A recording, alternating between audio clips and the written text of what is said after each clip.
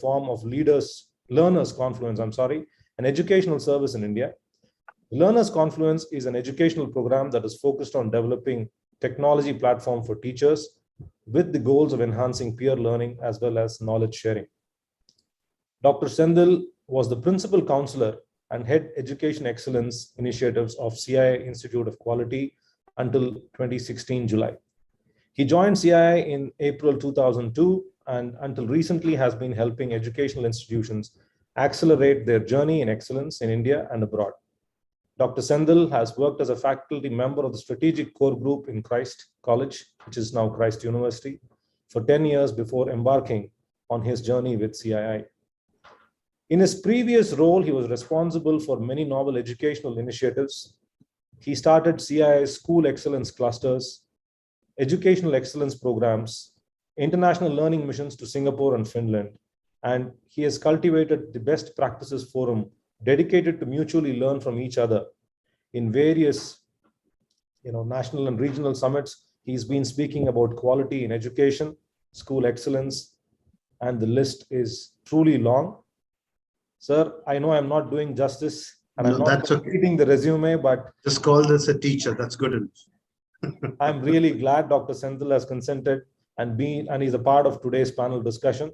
I would once again take this opportunity to welcome all the three panelists. Thank you so much. Today's topic is indeed very interesting, especially for us educators.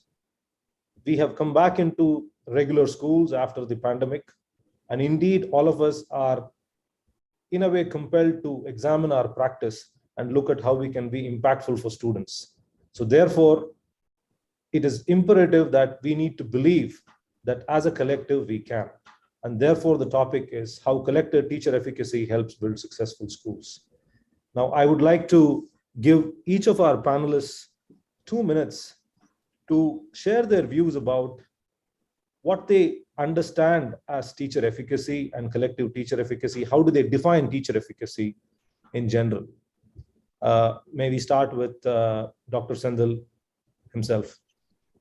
Yeah, so first of all, congratulations, Vijay, on your initiative to reach out, to make a difference to the community, which constantly requires a lot of support and inputs from multiple kind of stakeholders.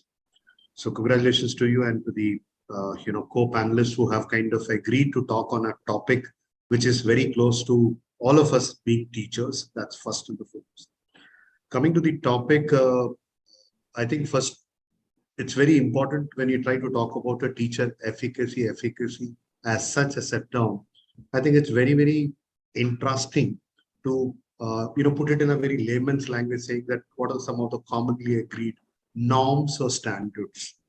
And once we have agreed on standards, then are we actually adhering? And from non-adherence or not able to do the adherence, and then how do you try to improvise on it? The good news for the teachers is, for the first time, I think we are trying to talk about a national professional teacher standards under the new education policy. While in 2006 itself, not 2021 we are talking about, in 2006 itself, it was considered that teachers need to be recognized themselves as professionals with the necessary knowledge, attitude, competency, commitment, capable of reflection, sensitive, perceptive, to not only to the learner and institution, but also the concerns which are larger in the community wherever we live.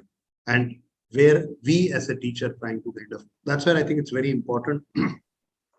Teacher is also considered as a change maker in a small community wherever they are. So coming back to the efficacy, agreed standards vis-a-vis, where are we with regard to that?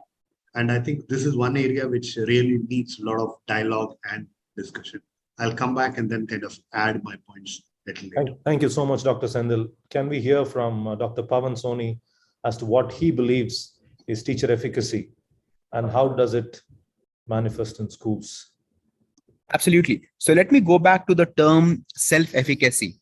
Now, the term self-efficacy was coined by Professor Albert Bandura of the Stanford University. So self-efficacy means that I believe in my capacities that I can do something and achieve a desired result. Now, self-efficacy can result into risk-taking behavior, for example, gambler's fallacy. So a gambler assumes that he or she has the right competence to gamble. At the same time, a lack of self-efficacy can be manifested in the form of what we call as lack of self-confidence. Albert Bandura also was instrumental in coining another word, which is very less known in the education parlance, which is called as guided mastery. So here's a thought experiment. So Albert Bandura was famous for this experiment about how do you overcome phobias. So many of us have a phobia for reptiles, for example, and cockroaches also people have phobias for. Correct. So suppose somebody has a phobia for, say, reptile and doesn't want to even look at snake, let alone come close to snake. So Albert Bandura, and I would encourage you to go and research about Albert Bandura, who is known as one of the greatest psychologists next to Sigmund Freud.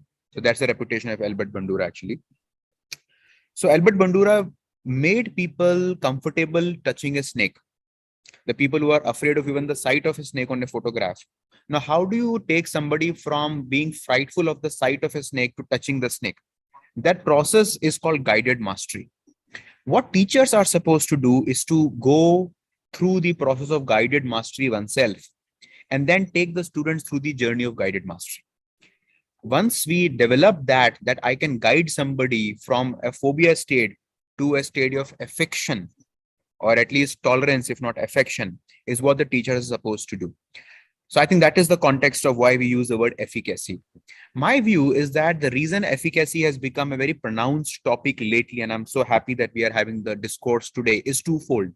The first is the pandemic has started putting the question back to the teaching fraternity that in the world where so much of a content is available at the click of the mouse, what is the role of the teacher after all? Why should a teacher be there if the students have learned to learn on themselves at home using YouTube? Why do teachers are required at all? And this has only gotten amplified and compounded with the pandemic. Before pre-pandemic, the amount of content available on MOOC or elsewhere really put a big question mark on the marginal utility of a teacher. And during the course of today's session, I would like to offer my perspective that how teachers can become even more relevant, because the relevance of the teachers in the community is going to have a very big impact on self-belief and hence self-efficacy. So self-efficacy is not so much inward out. Self-efficacy is also outward in. So that is where I'll park my thoughts, but I'll have two pointers which I would like my fellow teachers to possibly work on to re-ensure that we still have a very big relevance. And mind it, relevance is not natural. Relevance is something that has to be fought for. Every day we need to fight for our relevance in this context. Otherwise, there is no guarantee that we can assure our relevance, let alone efficacy. So that's my starting thoughts here, sir. Thank you, Dr. Pawan, for your starting comments about self-efficacy. I think you brought out a very important point, saying that students learn despite schools. Now that draws me into getting Meenakshi ma'am's view on why do you think it is relevant? Why do you think it is relevant that we're not just looking at self-efficacy of an individual teacher?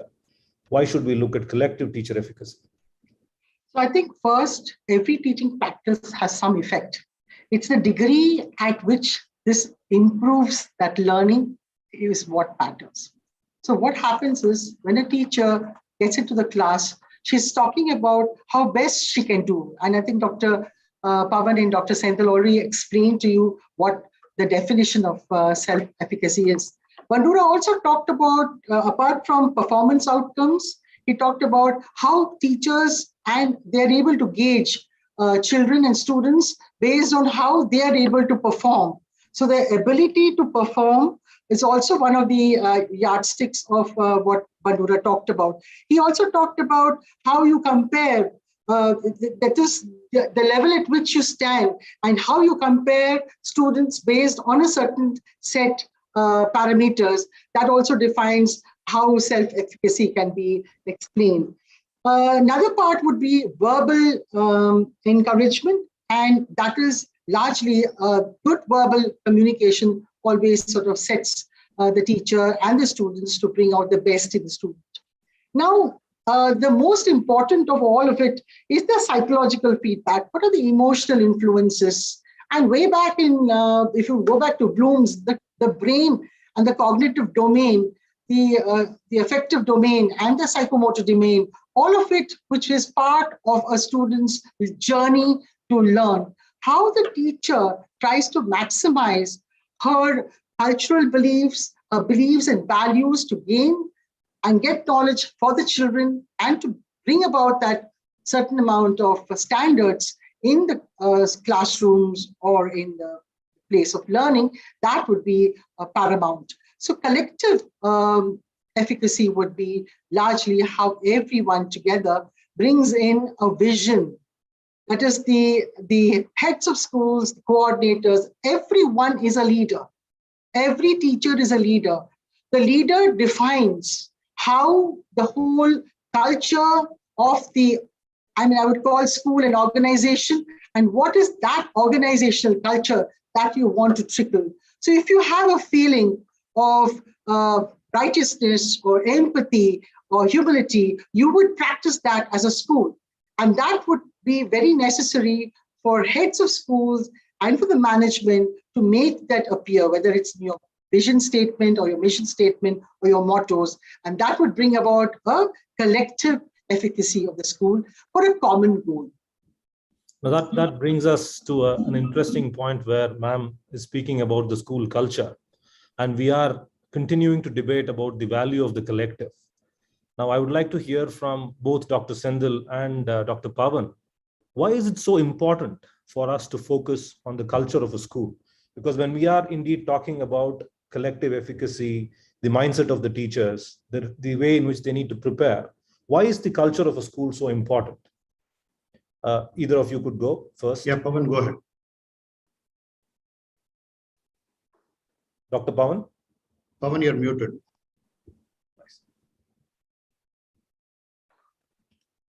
Oh, should I go ahead, guys? Yes, please go ahead. Please go ahead. Okay. So I'll use a whiteboard to write down a few things. So first of all, some of these things might be a little provocative. And so the key is students are not taught. They learn.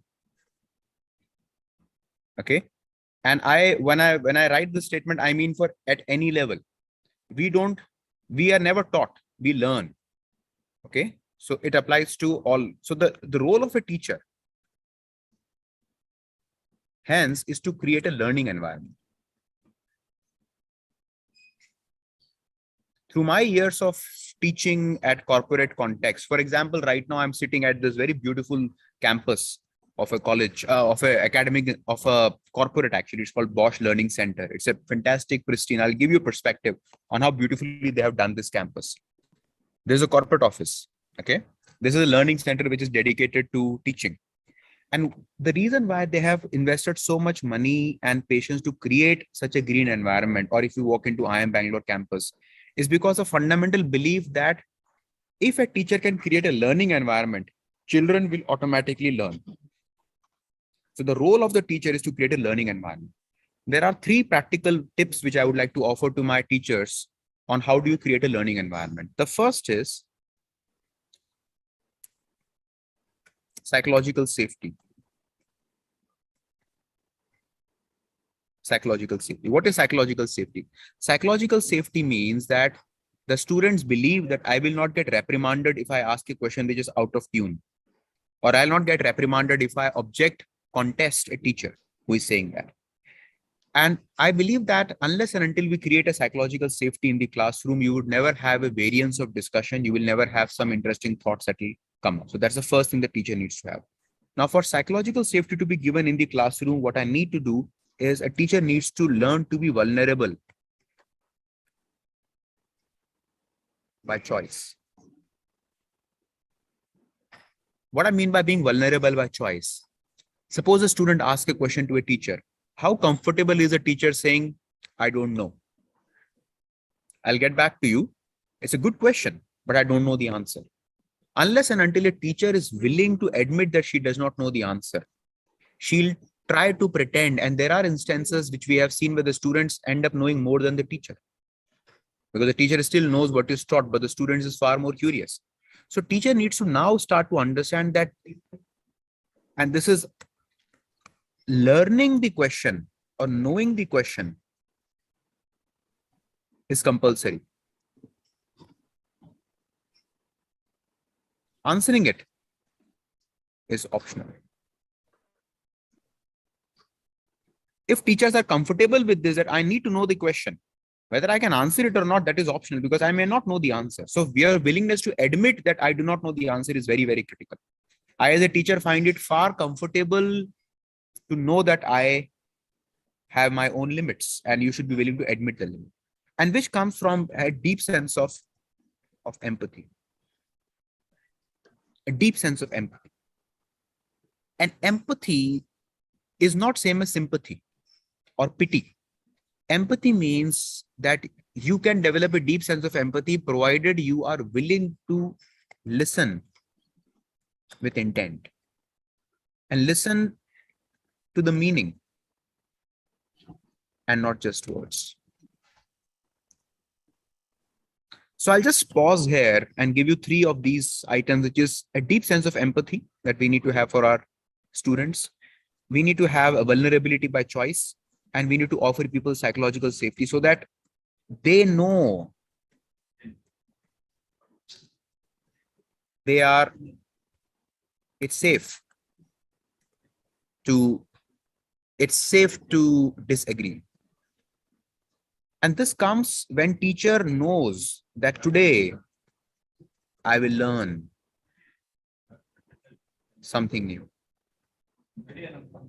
Like how many teachers go into a class by this notion that aaj kuch naya sikhenge. Aaj kuch naya sikhenge. I learned something new today. Aaj kuch naya sikhayenge, people go with that thought, but aaj kuch naya sikhenge, very few people go with that thought. So if we can have a teacher as a curious teacher, and that's where the learning environment is the most important thing. Content comes secondary. If I can create a learning environment, children will learn on their own. They would love to come to your class, and then learning is incidental. So that's my view here. Yeah. Thank you, Dr. Pawan. I think he has definitely touched upon certain key points that can be attributed to a culture of the school, whether it is for the students or the teachers. I would like to ask Dr. Sendil to pitch in here and speak a little bit about what it means for the school culture. If we have, I know Pawan is talking from the perspective of students and believes that teachers, if they have the right kind of attitudes, learning is going to implicitly happen amongst the students.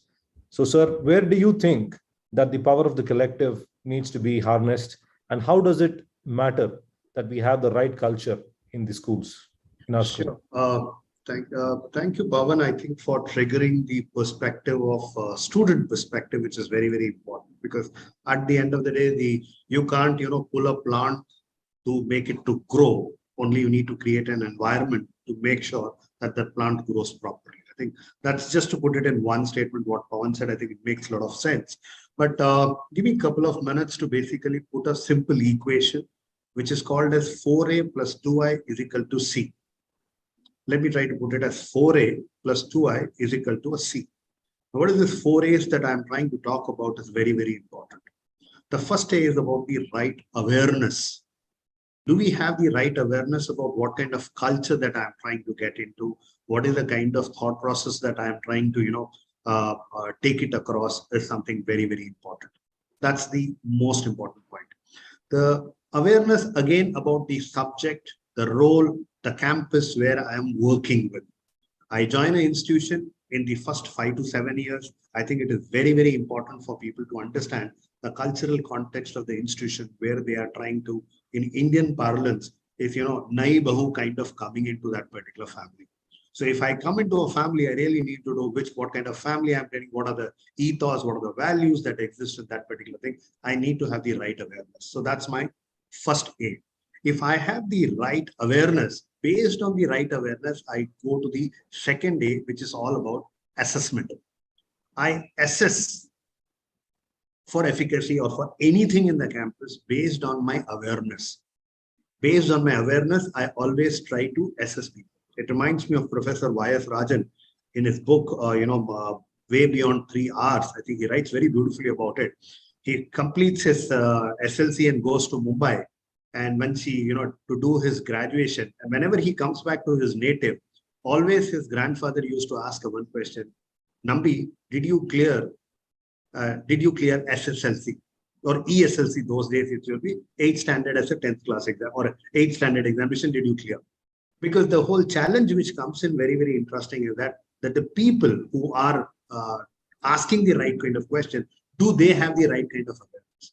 If you don't have the right awareness, then you will go back and always ask this particular question. Like a typical situation in a classroom, we expect that we teach a concept, and then we try to expect the answer what we know, not what the child knows or what the child can add. And then once we get the answer, then there's a bright smile on our face, and we are very happy about it, saying, okay, no, I have that the children have learned whatever I'm trying to talk about it. I think that's where. So based on awareness, our assessment criteria gets defined. So when we are trying to talk about efficacy and culture, I think it is very, very important for us to understand this particular perspective. Based on 2 A's, the third A is very, very important for a teacher is acceptance. And that acceptance comes from accepting that I know that I don't know. Accepting that I know that I don't know. I think it's a very difficult question for the teachers. Today, we may say that there is a shift, but I think it's not going to work. It's not going to work because people still, if somebody asks a question which is little personal, people get offended and say that, oh, why are you asking this question? This is not part of the syllabus, what I'm supposed to be here. And the last day is something very, very important, which is all about attitude. If you don't have the right attitude, the first 3A will never happen. The first 3A will never happen. And I think that's something very, very important for all of us to look at it. So this 4A must happen at 2I. One is capital I and second is small I. Let me start with small I. The small I is all about individuals. Individuals, teacher as an individual. So every individual need to have awareness, assessment, acceptance, and attitude. So this cycle needs to be constantly working upon. And I think that's something very, very important as an individual. And if you go to Peter Senge, I think he very beautifully says, institutions don't learn. It's the individual in the institutions who learn. So when individuals learn collectively, the efficacy will come. So that learning, whatever is happening in the institution, needs to be kind of connected to institution. And that's where the role. So institution must also do constantly increase their awareness on the subject area or the whatever that they want their teachers to be doing. Second part, they should be constantly assessing themselves to make sure that I think the life becomes much more easier. And they should accept that, we really need to go back and sit down and rework on what we have aspired while creating this particular institution. And I think that's something very, very important. So individual institution 4As are very, very important. And if these 4As at individual level and institution level, if it is not happening, the C will not happen. The C's are not only about the change for creating a better culture than yesterday.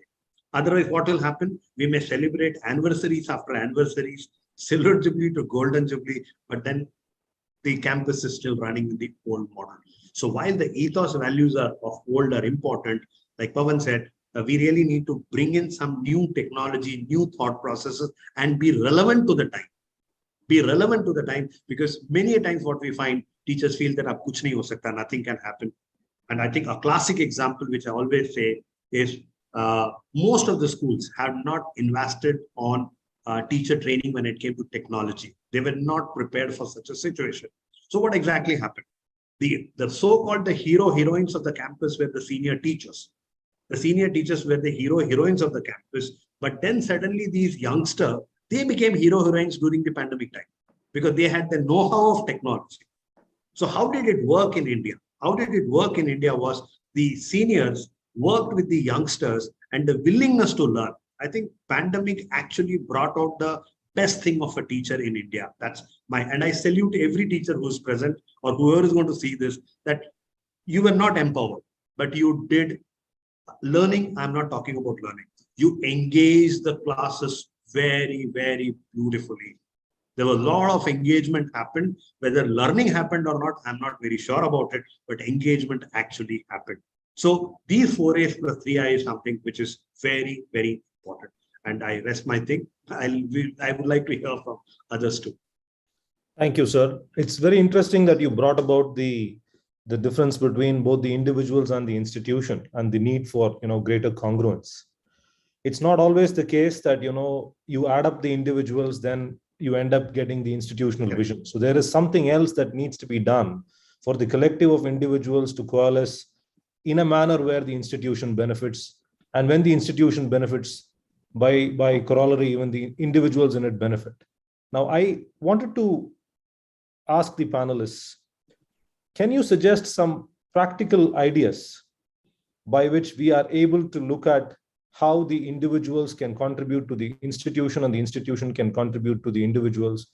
Practical examples from your own spheres of influence, your own spheres of experience, that's really going to give the teachers, the educators who are a part of today's panel discussion, something to take home and something that they can try in their classrooms and indeed their schools. Meenakshi ma'am?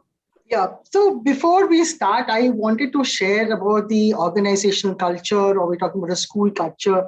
Very clearly, the management, the principals, and the leadership, they must understand what are their desired results. What is it that they are looking for? What is the goal that they're looking for? Discuss all the big ideas and skills that are necessary to develop that organizational culture. Another very important thing is to determine the evidence that is required. What is the evidence required for some of those practices that you will have as part of the organization culture? And then a checklist for the planned outcome. So you have all these objectives in your lessons or what you're trying to get together. But what would be the planned outcome? That would be very important as an organizational culture or a school culture. But then most important, and I think Dr. Senthil and Dr. Pawan both emphasized, that it's like shared learning that's really important, where we expect all the experiences and the instructions that let me not be afraid. Let me not be afraid of going into the class and saying, I don't know. Let us learn together. That should be the shared experience. And then provide those instructions whereby they understand those instructions and take it forward, which also means that these strategies for the organization or for the school culture will bring in positive results. And this would thereby bring about some intellectual competence. How is that intellectual competence happening is maybe I would suggest that one of the suggestions would be to have peer shadowing the classrooms, looking at papers, like Dr. Senthil said, understanding what the school is all about. How are they going to emphasize what are the practices of a particular school? What are the things that they need to deliver? How is this going to be delivered? Even small things like an annual day, where is there an SOP for that? So the most important is when a teacher walks in, like he said, like Nahi Dulan hai, how to bring, so she's come with a little bit of, soil. So put that soil into this new place, let it grow, and let other teachers help each other. Another team building exercise would be to share their practices. Not say I, but we as a team get together and share our experiences. Oh, this went off very well. And that as a practice. That is a practice in your staff meetings or in your coordinators meetings, or there are several other meetings where you would share your experiences. Oh, this went very well. This is something that I've read. This is the latest in teaching practices that I would like to share with the teachers.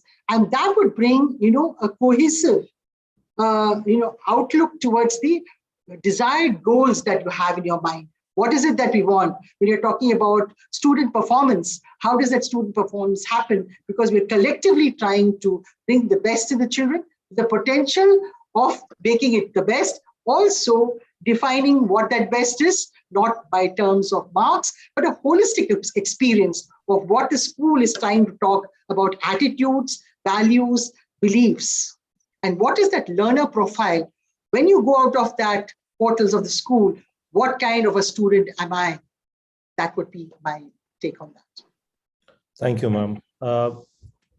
Pawan Soni, your thoughts on some practical insights that educators can take away as they figure out how the collective efficacy can be fostered?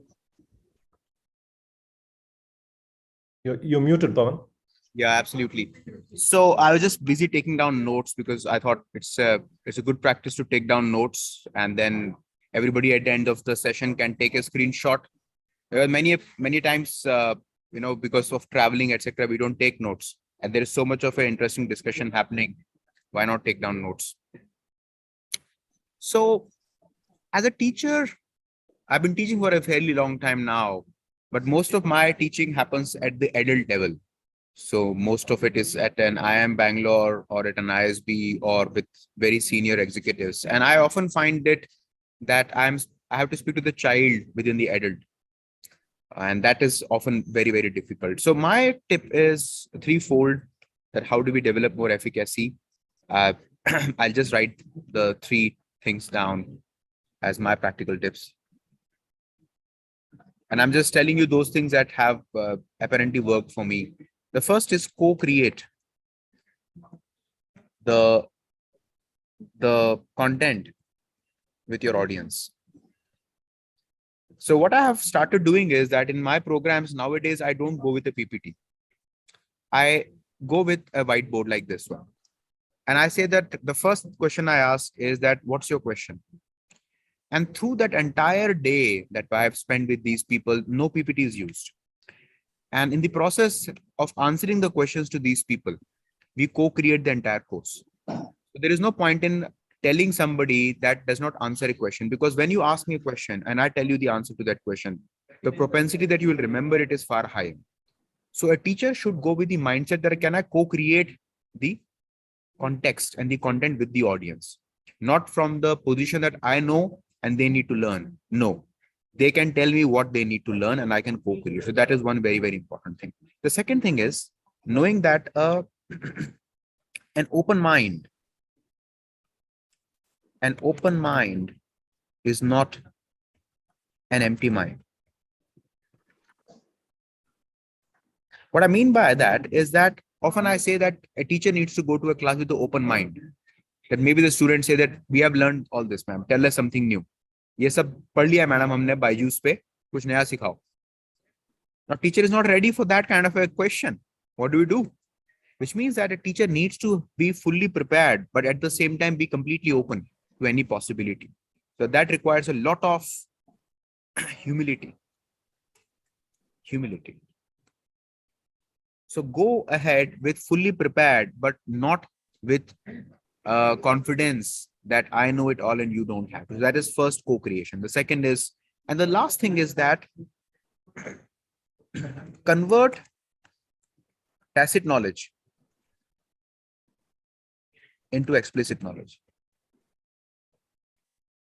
Now, I don't think there is anybody in the audience who will agree that writing these things down was a bad idea or was not a good idea. Everybody would agree that it was a good idea, isn't it? Correct? Why is it a good idea? Now, people are saying with such a wisdom, all these knowledgeable things, but unless and until you capture it, it doesn't get registered in the mind. So what is very much required in our communications between teachers is that we have enough white space in the classroom where you start jotting down things. And that's what we say, and I'll rest my case here, that we need to think with our hands. Think with your hands. We often don't think with our hands. We think with our mouth. We need to think with our hands. Start writing down things. Start sketching them. Start doodling them. Use your clay and all these things to kind of do modeling. And you'll be surprised that even at a level where, I'm just coming out of a class where I've taught people who are 55 years of age. And if I give them clay model and Lego blocks, you can see wonderful stuff coming out of them. So we need to develop the right brain. We have become very left brain people over these years. So just these three tips, which I just used today throughout the day, and I've been using. So co-create the content with the team. Second thing is go with the open mind, not with the empty mind. Go fully prepared, but there is no reason for you to bombard them. No, don't use PPTs. That's one practical tip.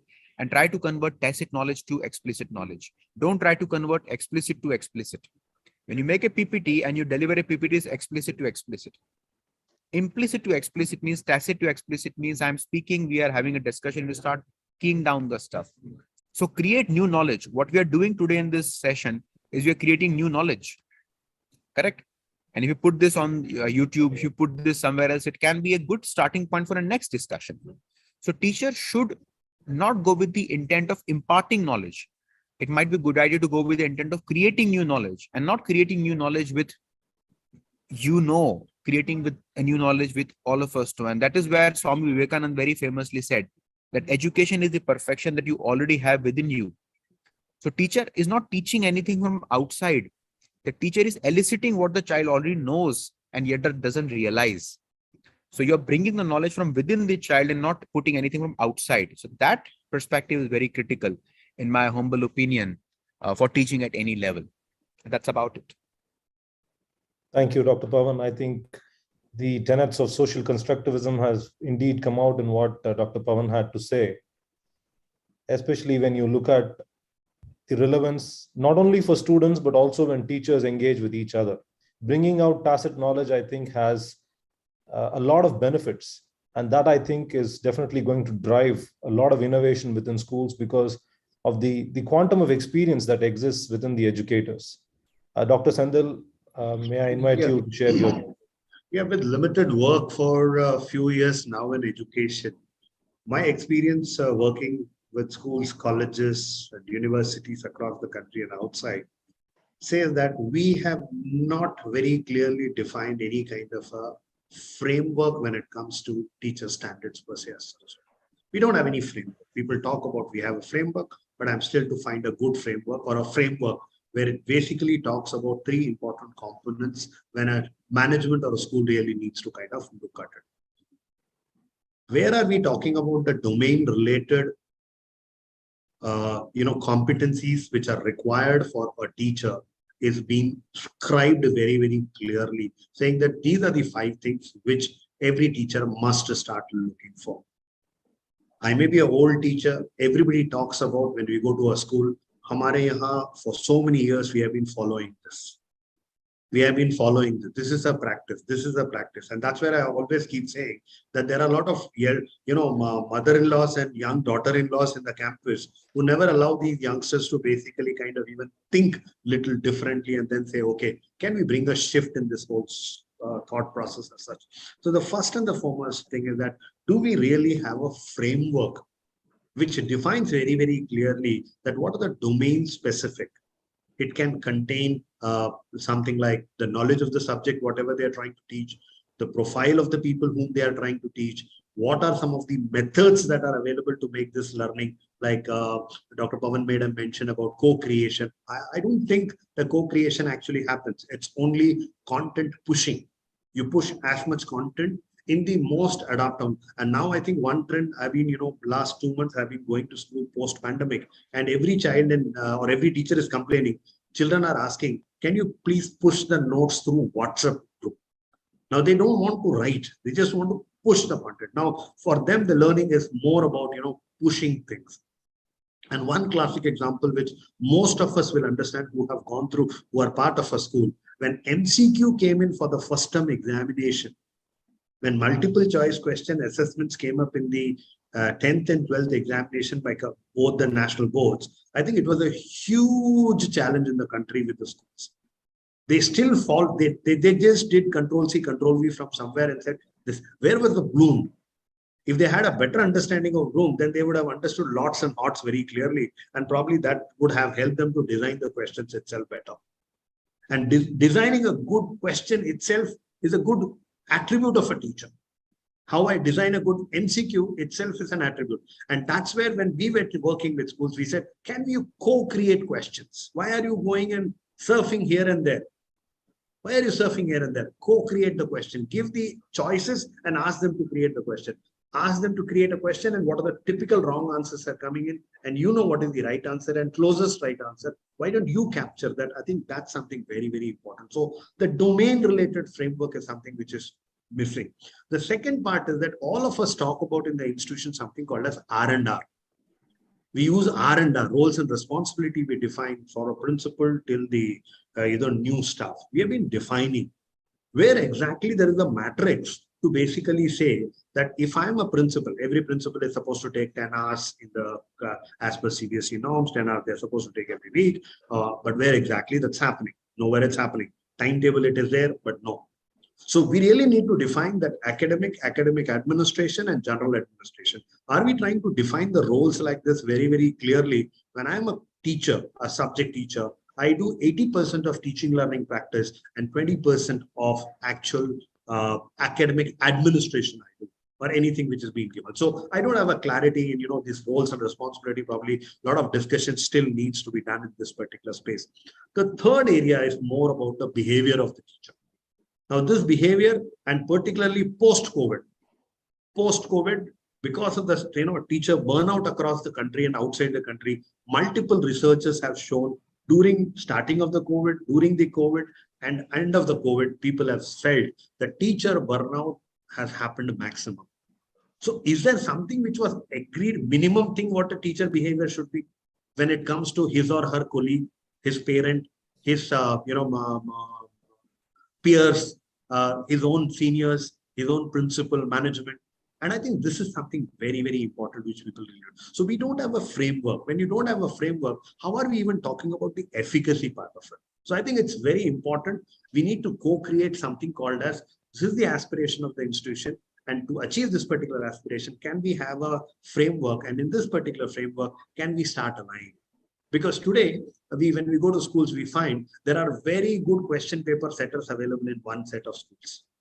There are very good teachers, but they don't know how to prepare questions. So probably if they had a good complementing competencies which are available within a department, I think that itself will start making the school. And I can tell you, we are working with multiple schools and we have been able to find a lot of value in this.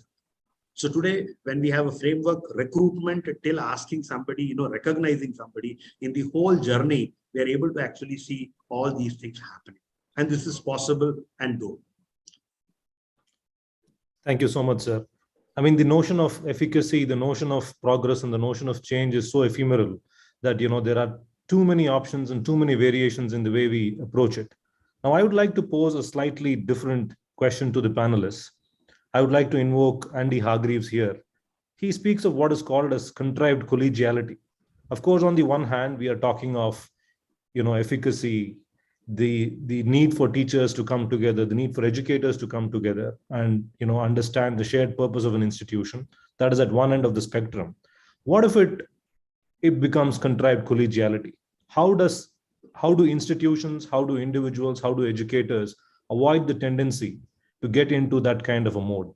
Meenakshi ma'am, would you like to start?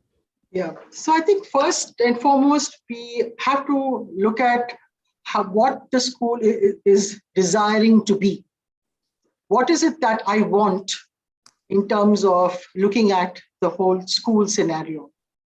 What would be the framework in that sense? When Dr. Senthil spoke about the framework, I would talk about what is the conceptual lens that we are looking at. What are all those things, areas in which teachers can look at concepts and go about understanding concepts? Now, if you look at the uniqueness of each child and the uniqueness of the teacher herself, where is that big gap? Where is the achievement gap between them? And that would be something that will have to be questioned by every single person.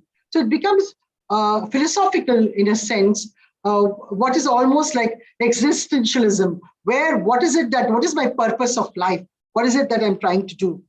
And what Mr. Senthil said that, somebody's always going to put you down, somebody's not going to take with you. So it's like the story of the walnut and the marigold. Be with the marigolds and less with the walnut trees. So that would help you sort of encourage the way in which you bring about certain things in the school itself. But most important would be how to create learner-centered classrooms. Conceptual, in the sense like when you throw the textbook out, what is the concept that you're teaching? What is it that you want? Ask questions. Start with asking questions, bringing curiosity, bringing the inquiry process. I would also like to add where there are two major aspects of appreciative inquiry and humble inquiry. Appreciative inquiry of Cooper Ryder and Whitney, and we're talking about Edgar Sheehan's humble inquiry, where you talk about empathy and understanding what the children are all about. What is the message that is going across? About humility, yes, but why should you have an organizational culture which talks about appreciative inquiry and humble inquiry. This would largely depend upon the whole, the way, the cultural ethos of the school. What is the philosophy of the school? How is it that I'm going to make everybody feel good? It should be a feel-good factor. Like I said, I'm happy to come to school. I'm happy to ask questions. Let's learn together. But what are those questions? What are they emanating out of? There are several ways in which you could ask questions. The easiest and the most easy one, which you started when you were a baby, was to ask why. So start with the why, and you will come with a gamut of other questions dealing to effective learning, which would lead to effective inquiry, which would then lead to effective learning by themselves. So they will construct their own meaning. I'm talking about theory of constructivism here, where they will construct their own meaning, whereby they will lead to that kind of learning process. I'm not talking about the product, I'm talking about the process of learning rather than the product. So the school culture would rather depend upon making it a thinking environment.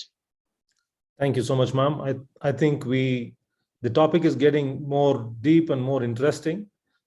We should have some time for questions towards the end. I think we close by 6:15. But before we get into that, I wanted to ask Dr. Pavan, do you believe that schools, educators, and its leaders need to be wary of this definite possibility of contrived collegiality? How does one avoid that? On the one hand, we are looking at collaboration. We are looking at collaboration like the way Dr. Sendil spoke and what Meenakshi ma'am just said. But how can we avoid the tendency of a contrived collegiality? Because that is going to definitely defeat the purpose of why we got into it, the very first place. So I don't have much to contribute beyond what has been said. As a teacher, if we can be humble to our profession, and if we can take pride in continuous learning, which means that the only thing that has helped me as a teacher, and I guess many teachers would benefit from it, is that we need to be better at our profession. Teaching is a very responsible profession. And if I ensure that I'm better today than what I was yesterday, even if my students are not demanding me to be better, that is very, very critical. So students would not know how hollow you are, but you should know how hollow you are. So I'll pause there. Thank you. Thank you so much. That's indeed very well put. Before we get into the questions, I wanted to ask each of the panelists, because I'm sure we have a lot of school owners, academic leaders who are a part of today's audience. As leaders of schools, what do you think they must be wary of? What roadblocks do you think they should be aware of so that they can avoid, especially when they are trying to cultivate a positive school culture which respects the fact that collaboration and efficacy is nurtured within it? What roadblocks do you think they should be wary of? Dr. Sendil? So you're muted. First and the foremost thing is that I just want to take a step back on that collegiality part of it, and then I'll come here. Sure. People, first of all, the leadership needs to kind of remove the specks of their bias or affinity, what they have when it comes to a classic example. I think many teachers sitting in this forum or principals will surely agree. A simple thing is the annual duty list, which gets committees and clubs, which gets released in the campus itself, is a classic example of contrived collegiality. You have 4 people and these 2 people will do. So you put 1 star against those 2 people. Whether others do it or not, that's not the purpose. And I think you need to get over to this whole process. So the first thing is, first go and put up a blank chart paper on your notice board and ask people that these are the clubs and committees what you have. Please write in 2 areas where exactly you would like to contribute. And you will surely, I can assure you with my limited experience, nobody will come and write for first 3 days. Unless you take a decision as a principal to scribble, not in your handwriting, but ask somebody else to write 2 things. And then you see a shift actually happening. So it starts with first the leaders themselves changing their mindset that there are a new set of people who are there. Because every campus which you go, I can tell you, there are hundreds of people sitting here. I can openly challenge all of them. The welcome address in their school is till date read by the English HOD, not by anybody else. Why, when the school has a culture, everybody can give a welcome address. Why English head of the department? And finally, a person who comes in, I call them as HOD English dip. HOD welcome address and HOD vote of thanks. Because every program, the principal has to just look back, and then there is a gentleman or a lady who walks up and says, vote of thanks happens. So the whole thought process of this contrived collegiality, first the leaders should start change their mindset that we need to give opportunity to new set of people. That, like, Peter Sanjay talks about fear of failure. In schools, I can tell you, fear of success is a great challenge for teachers.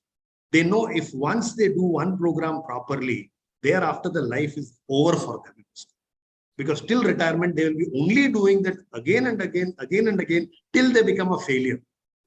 So that's where I think the fear of, and I have seen in many trainings, okay, whenever any new initiative is being thought about and a new youngster who is just 2 years in the campus raises the hand, and there's somebody who pushes the shirt from the back and say, don't get into it. You don't understand the culture of this place if you do it one. And even if he or she breaks that, and then after 6 months, when he or she walks up to staff room and says, did I join to teach this English, or did I join in the school to only prepare welcome addresses and speeches for somebody else in the campus? So that's something which we did. So teach first, as we say in India, a Sri Lankan proverb is very, very nice. When you try to look at a fish,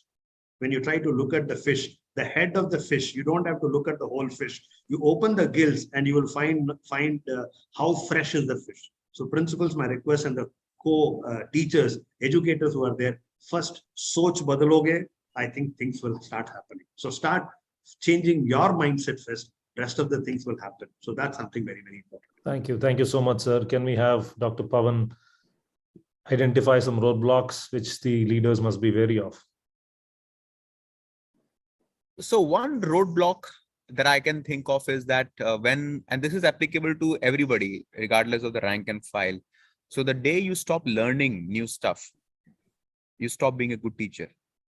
So I guess, like any professional, you need to be on top of your game. You need to read books, you need to get yourself acquainted, you need to expand your knowledge base, you need to go deep, and you need to stay relevant, which means that as a teacher, you need to be a very good student first up. That's my view. Great. Ma'am? I think being a lifelong learner, that's the most important, because you're constantly learning, and change your attitude towards things around, your mindset in how you look at. Some of the roadblocks can be addressed by creating professional development sessions with teachers, because suddenly one fine day we cannot say, come on, we need to change. These are the things we're going to do. You got to think like this. It doesn't happen, because mindsets take time, because this we've been doing it for donkey's years. Suddenly one fine day we cannot be changing the way we look at and approach things. So what is it that it is there for me to be a reflective practitioner? How can I look at my students and my school as a place worthy of what I want to deliver and feel accomplished? Not only talking about performances, student performances, I'm talking as a teacher. Just being a teacher, do I have that feeling of accomplishment? Do I have that feeling of empowering the students to think? How can they think beyond their textbooks? Can they have discussions in classrooms? So that would be how to generate those kind of dialogues in the class, the conversations in the class. And like Pavan said, keep reading, keep constantly reading. What is the one thing that will be very essential for all teachers is to read. You read books on education, books on anything, and also current affairs, because that's what you can start your discussion with. So that's really, really important. Another thing which I find a roadblock many times, people get selected because of their qualifications, not necessarily how educated they are. So what happens is that when you enter the classroom, you think you already know everything. But then you don't want to have this dialogue because I know it all. So when there are things which are changing in the world, are you adept to also make those changes in the classroom? So mastery of and competency of your knowledge, apart from what you are sort of selected for, can you have real life experiences? Can you connect to why am I learning all this? Is there some relevance? Is it engaging? Is it significant for me to put that real thought into it. What is the reason for me to learn, which I can take and have that enduring learning and understanding for the rest of my life. Thank you, ma'am. I'm happy to see that the CEO of Grey Caps, that noted quizmaster Giri, is also amongst the audience, and he's been texting and putting some questions out in the chat box. He says, all of this can happen only when the teacher's load of teaching reduces. At least that's what I got a glimpse of when I was still speaking to all of you. Don't you think that at some level, we are going to start hearing voices which says, all of what you said today is fantastic, too good, but how are we going to find time for it? How are we going to make sure that, all of what we are expected to do as teachers is to be done? And on top of this, all of what you are saying also needs to be done. So how are they going to balance? And that would be my last question of the day for the panelists. Of course, we will take some audience questions for paucity of time. We will have to close by 6:15. But what do you think? How do you think teachers need to balance the realities versus their espoused expectations and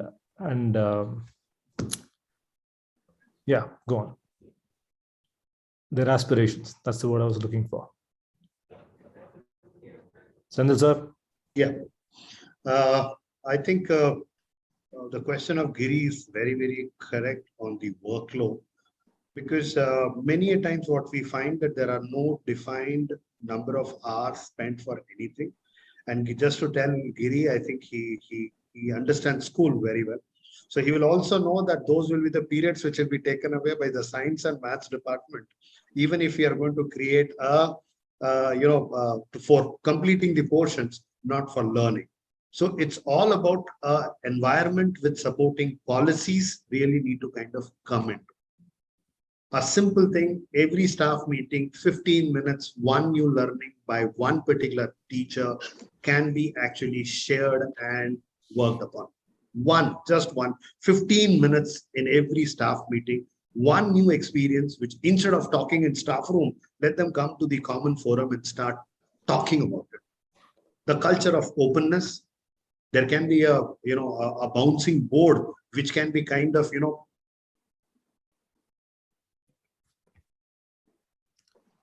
I think we've lost him. Yeah. Dr. Pawan, do you want to pitch in the meantime till Dr. Sendil reconnects? For me, I guess what we need to understand is that teachers don't have to necessarily look for separate time to learn. What I mean to say is that when they are doing their regular chores, they can bring about some amount of variation so that they are testing their old wits. For example, this panel discussion. Nobody asked me to take down these notes. Correct. It was not a part of the plan. But I had to ensure that I'm adding some value here and I'm getting some value out of here. Which means that even for the most mundane tasks, you can bring about 5% change and try new things and learn. If you think that I will go through the day and then I'll take my time to learn, it may not happen. Can you ensure that throughout the day, through the most mundane tasks, you can find small opportunities to learn? That way you will add value and you will not wait for that day, because that day, that time which is exclusively for learning may not come. Absolutely. I think that's a very pragmatic advice that we've got from Dr. Pawan. Meenakshi ma'am, do you want to say something? I also feel that you cannot assign a particular period or something or a particular time like that. Teachers should be constantly on that move, constantly reading, constantly learning, and also teaching practices that go back into the classroom. There's no point in reading and a particular teaching strategy and not applying it in the classroom. So what are the skills that children need to know? What are the ways in which one teaching strategy that I can take to the class? Simple thing like brainstorming, the method of brainstorming. Can all the teachers get together? Like he said, like Dr. Senthil said, 15 minutes, how to actually conduct brainstorming, and then take it to class. What Giri said was at least if you assign that time and not get empowered by other teachers saying that I want it for science or maths, that the casteism of subjects need to go. Yeah, all subjects are equally important, and it is transdisciplinary. Nothing works in isolation over here. That maths is separate from language and arts. There's maths even in arts and even in art and drawings and everything. So we cannot learn and live in isolation. Same, we need to share our experiences and then probably acknowledge just a, well done, Meenakshi, you did very well by sharing this. It worked very well in my class as well.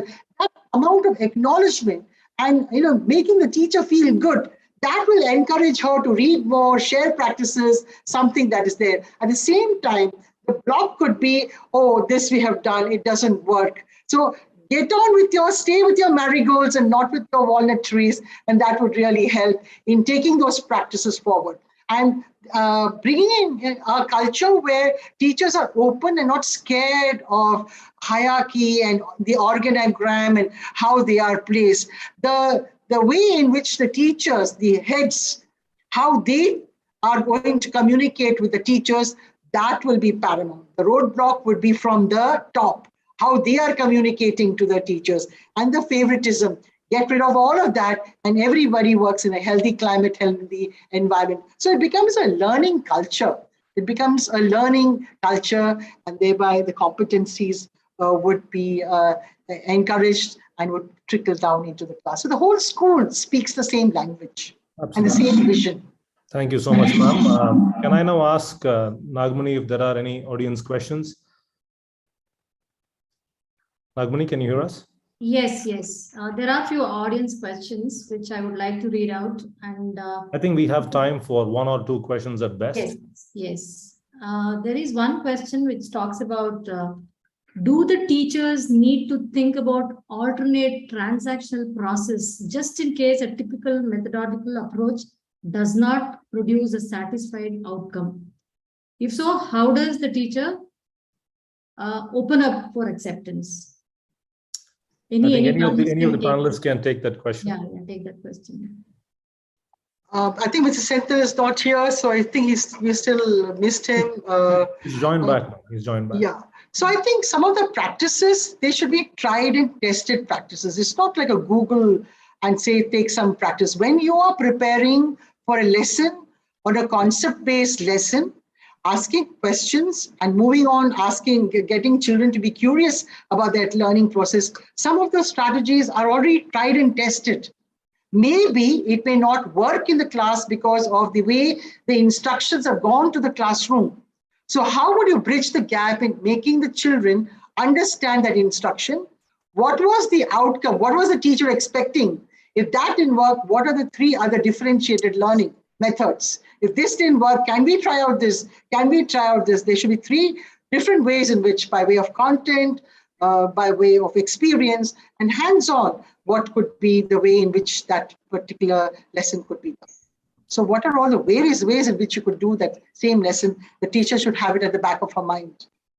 So that then you bridge the gap. There is no, lacuna in making that effective classroom. There, Dr. Senthil is there available now. I have one question here, which has been sent directly to me. Just give me a second. Yeah, the question is from Sunil. I think I'll ask Dr. Pavan and Dr. Senthil to respond to this. And I think we will just have enough time to take this question. If there are any other questions that are there in the chat box, we will definitely make note of it and we will send it and request the panelists to give their responses whenever they have the time for it. The last question for the day. How far is giving autonomy to schools important, especially in the context where the future of students is decided by a single board examination? How can schools become a learning organization? Dr. Senthil, are you able to hear us? Yeah. Are you able to hear me? Yes, sir.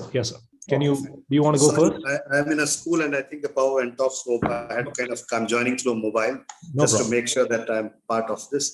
2 things for Sunil. First is, I think with the new education policy coming in, if implemented in the letter and spirit, what has been defined, that question will get answered automatically.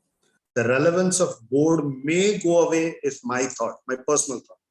Because with the 9, 10, 11, 12 things coming in, the purpose of board itself may not be conducting annual examination, but only doing assessment and certifications. With moving into competency-based education system, so probably my whole thought is my belief, because 2019 itself, when I talked about it, many people laughed at it and said that it's not possible, and it's already CUET is a classic example towards it. that if you're going to look at any graduation who is going to get into, is going to has to go through a kind of a program. And I think if he or she has to take up examination, he just needs a course completion certification with X competencies, and then he may have to kind of take up the CUET, and then may take up a special area. And already there are the choice of papers is quite a lot of choice of papers which CUET is actually planning about. So the autonomy will be there. And Sunil, I think you may not be aware that grade 1 to 8, I think the school can flirt with whatever is being given by any board. They provided the management is committed, the teachers have the sufficient idea towards it. Only problem is that the parent profile what you are catering, only the parent profile what you are catering is the major thing which people will, the schools may have to be a little cautious about. Because you may have all the good intent, but if the parent profile is not coming up and aligning with you, then I think you're out of the complete game. Take it from me, you will not be able to achieve whatever you are able to do. And a classic example is the fee payment which people did in the schools where there were actual learning was happening. They never had a problem of fee collection, but others did really had a problem of fee collection. If you're getting 80% of fee collected, I think thumbs up to you, be happy about it. I think from efficacy, we've gone to economics, and I would like Dr. Pavan to respond. I'm sorry about it, but that's, I think, Sunil's question was on autonomy. So that's where I want to kind of look at. Dr. Pavan, do you want to have the last laugh, so to speak, with regards to learner autonomy? Without a doubt, we need to give people autonomy, and I don't think it should be judged by what CBSE has to think. Life is bigger than CBSE, okay, bigger than marks. So if we don't give people autonomy, they don't live to their fullest potential. That's my fundamental belief. And with that, we are right on the money with timing. Thank you all so much for a big thanks to the panelists for such an enriching discussion. I just did not realize that time just went flying. Thank you so much, Meenakshi ma'am. Thank you, Senthil sir and Dr. Pavan, for such an enriching session. And thanks to all the participants who have stayed with us for a good part of 1 hour and 15 minutes. I must extend a special thanks to Teacher Tribe for also promoting the event on their portals. Thanks, everyone. We will come back with yet another session that is enriching in a similar manner on a different topic. Thank you so much. Have a good evening. Thank you. And I would request all of you to take a screenshot of this board so that all these points that we have captured here are available to you. So please go ahead. It will be handy. Thank you. Thank you, Pavan. Mm-hmm. And if there are any questions that have remained unanswered, please email it to info@clle.co. We will take up those questions, and we will try to pass it on to the panelists and request them to respond. Thank you all so much once again. Thank you. Take care. Thank you very much. Thanks for inviting me. Bye. Thank you. Bye-bye. Bye. Bye.